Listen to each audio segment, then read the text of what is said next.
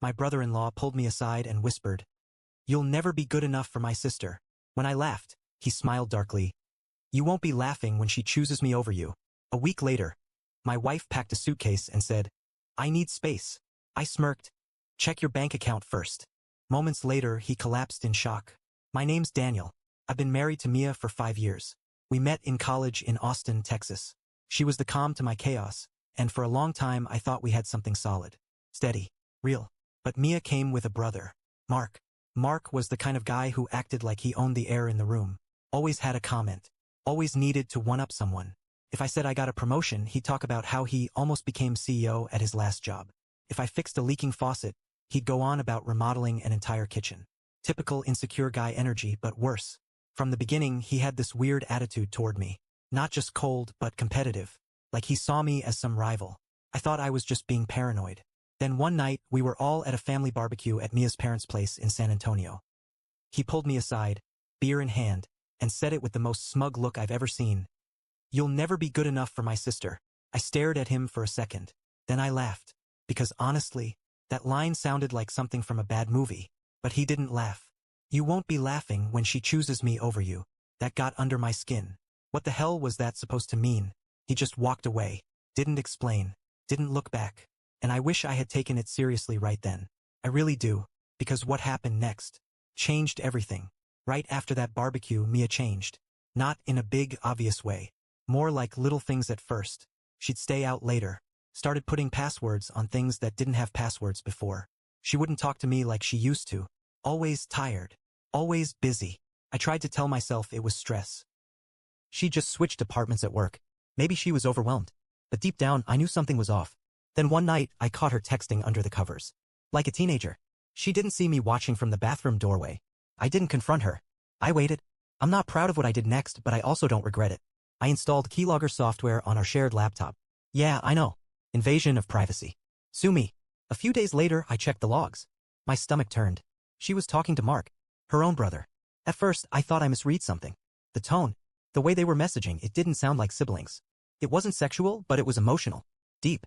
Flirty. Manipulative. He was telling her, "You deserve better. He doesn't see you. Not like I do." And she replied, "Sometimes I wonder what life would be like if I had you instead." I scrolled through message after message of him building her up by tearing me down.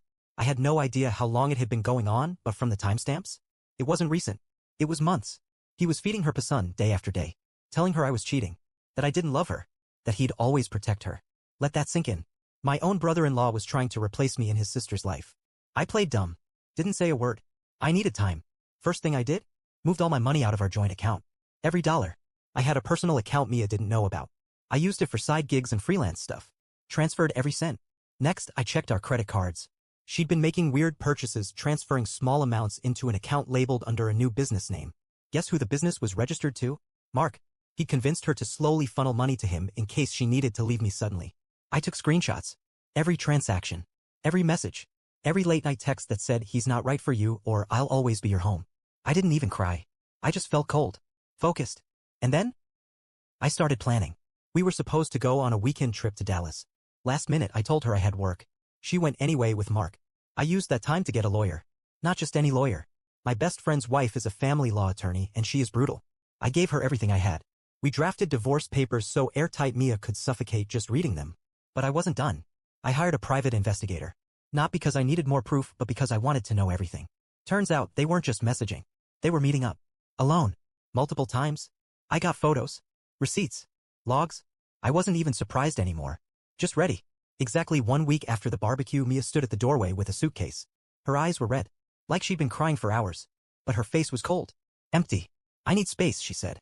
I nodded. "Okay," I said. "Check your bank account first." She blinked. Pulled out her phone. Her hands started shaking.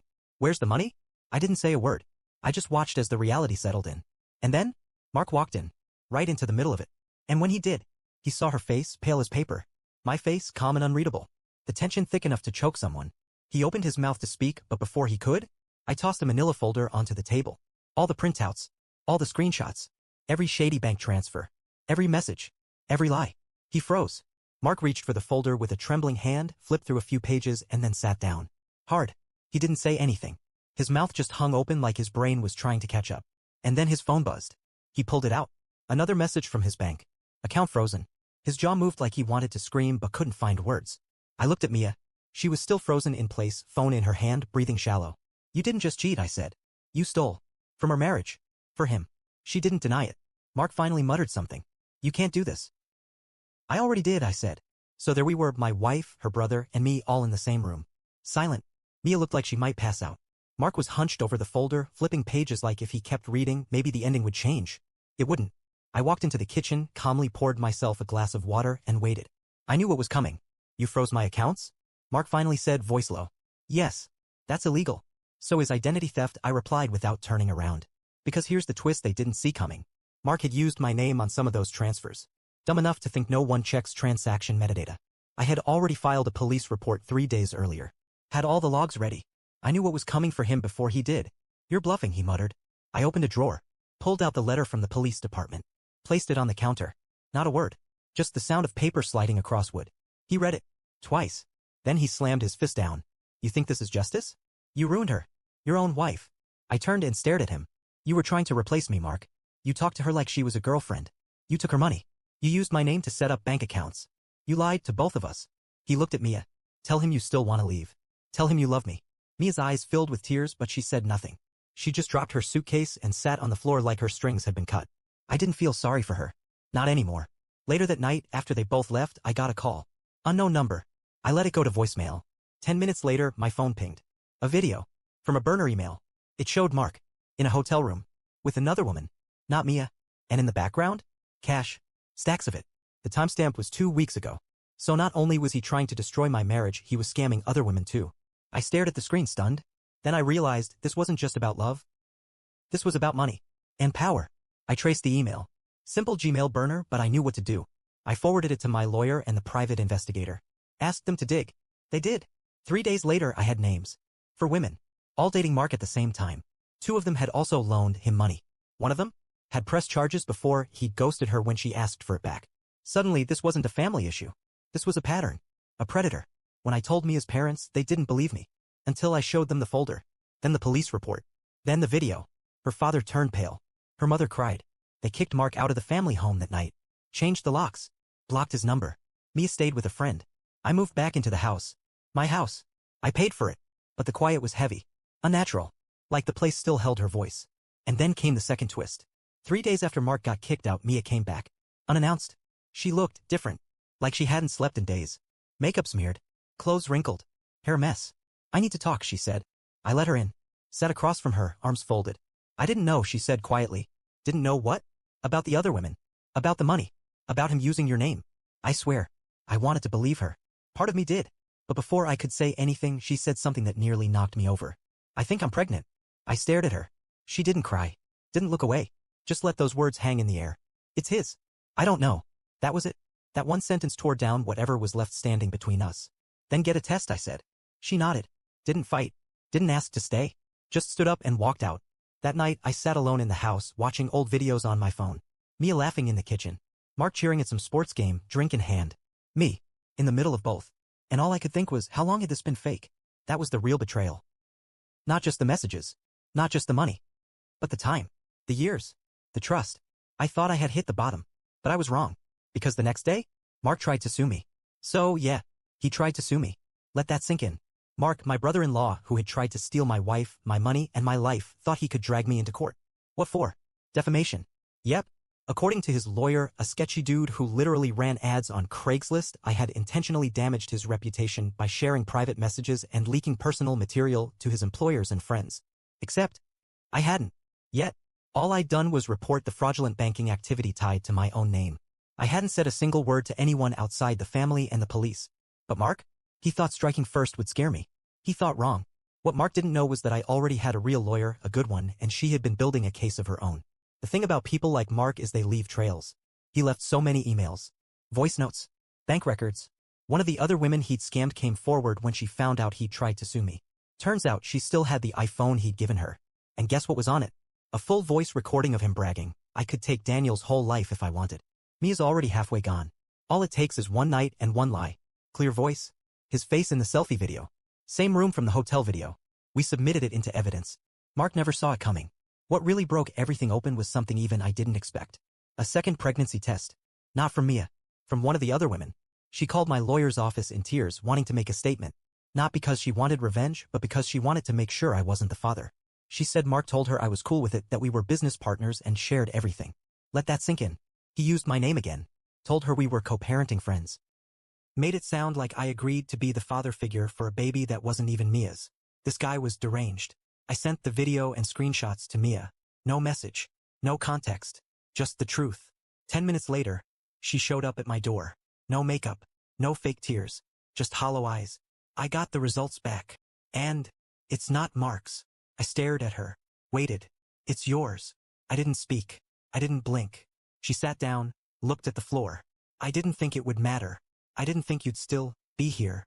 And here came the twist I wasn't ready for. I went to the police too, she whispered. I told them everything.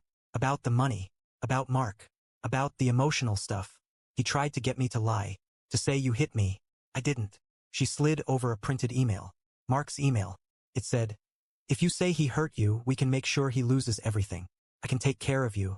Just tell them he snapped. Say he hit you. It'll be quick. She didn't send it. But she didn't block him either. And in that moment I realized, Mia was just another pawn. Not innocent. But not in control either. He disappeared. Like, vanished. Didn't show up to court. Didn't reply to his lawyer. Nothing. We all assumed he ran. Until a week later, I got a call from Mia's mom. He's in the hospital. Mark had taken something. Pills. They said it was an accident, but I didn't buy it. Turns out, right before that, he'd been fired. One of the other women found out about the fake accounts and went public. Posted the videos. The screenshots. Tagged his workplace. They let him go instantly. He had no job. No home. No money. No allies. His parents refused to visit. Mia didn't answer his texts. The women blocked him. The court dismissed his claim. Police were still investigating the fraud and identity theft. And for the first time ever, Mark had no one to manipulate. But I didn't. Not pity. Not anger. Just relief. And even that felt weird. Because now Mia was pregnant. With my child. And somehow I was supposed to deal with that in the middle of all this chaos. And then came the next message. A Facebook DM. From someone I didn't recognize. She said, "Hi. I think I'm Mark's ex. He said you'd know who I was. He told me if anything ever happened to him, I should tell you where the money is." What the hell? So, the message. "Hi. I think I'm Mark's ex. He said you'd know who I was. He told me if anything ever happened to him, I should tell you where the money is." I didn't reply right away. I was sitting in the living room, still holding my phone, when Mia walked in. She froze. "What's wrong?" I handed her the phone. She read it, then looked at me. "Did you know he had more money?" "No," I said. "But I believe it. Mark always had expensive watches. Nice clothes. Cars he couldn't explain. He said they were business perks, but he never had a real job longer than 6 months." I texted the woman back. She gave me an address in a rural part of town, a small storage facility on the outskirts of New Braunfels. She even had the code. I took Mia with me. I don't know why. Maybe I needed her to see the rest of what her brother had become. We pulled up to Unit 37. It looked normal from the outside. Metal door. Dusty lockbox. I typed in the code. The lock clicked. And what was inside? Not cash. Not gold. Hard drives. Cameras. Notebooks. And photos. Of people. Of women. "Oh my God," Mia whispered. It wasn't just us. Mark had been watching people. Recording them. Some of the names matched the women who came forward. Others we didn't recognize. He was blackmailing them, I said quietly. There were even audio files. Edited. Spliced to sound worse than they were. Fake proof of abuse. Fake confessions. Some that could have ruined lives. He was building kits ready to launch full character assassinations on people who got in his way. Including me. I handed it all over to the police. They opened a criminal case. A week later, I was served again. But this time as a witness. The DA wanted to talk. Mark had officially been charged with wire fraud, identity theft, possession of illicit surveillance, attempted extortion. Mia was called to testify too. But something broke in her. She showed up to my place one night before the first hearing. "I can't do it," she said, crying. "I can't testify. He's still my brother." And that's when I finally snapped. "He tried to ruin you, Mia. He tried to make you lie about me hitting you. He put your baby in danger. You think he wouldn't do it again?" I know, she sobbed. "But I can't sit there and talk about him like he's a monster. Then stop pretending he isn't." I've never yelled at her before. She collapsed into a chair and just cried. For the first time, I think she really saw who he was. Not the big brother. Not the protector. But the manipulator. The abuser. The liar. It got messy. Public. One of the blackmail victims was a school teacher. Another was a nurse. A third was someone I didn't even know. An older woman, maybe 50, who came forward anonymously at first. The judge ordered psychiatric evaluation. Mark failed it. His lawyer quit midway through pretrial. The court gave him a public defender. The entire time, Mark wouldn't look at me. But during one session, they played a voice recording. One I hadn't heard before. Daniel thinks he's so smart. He thinks he won. But wait till Mia picks me. She always did. She always will. He laughed in the audio. It's only a matter of time. Everyone in the courtroom was silent. Mia walked out mid-session. She didn't return. Mark took a plea deal. He's in prison now. 4 years minimum with probation afterward. He still sends letters to Mia. She doesn't open them. I kept mine. Not because I care what he says, but because I want to remember. A healthy baby girl. I was in the room. Yes, the baby's mine. Yes, I signed the birth certificate. No, we're not together. Mia lives in her own apartment now. She's doing therapy. She finally blocked Mark's number and email. We talk often. We co-parent. It's complicated, but it's honest now. There are no secrets. Before Mark went to prison, I visited him once. He was in an orange jumpsuit. Shackled. He smirked when he saw me. She chose you, he said. But she'll always remember me. I leaned in. Good. Let her remember. Let her remember what she almost became. I stood up. You didn't just lose her. You lost everyone. Your family. Your name. Your power. He said nothing. Just stared. That was the last time I saw him. Sometimes people break. But Mark? He chose this. Every lie. Every betrayal. He didn't just step over the line, he burned the whole thing behind him. Mia made mistakes. Huge ones. But she didn't destroy people. He did. I'm not sure I'll ever forgive her completely. And she's okay with that. She said so herself, if you can't forgive me, at least let me earn peace. She's doing that. And me? I'm raising a daughter now. And one day, when she's old enough, I'll tell her this story.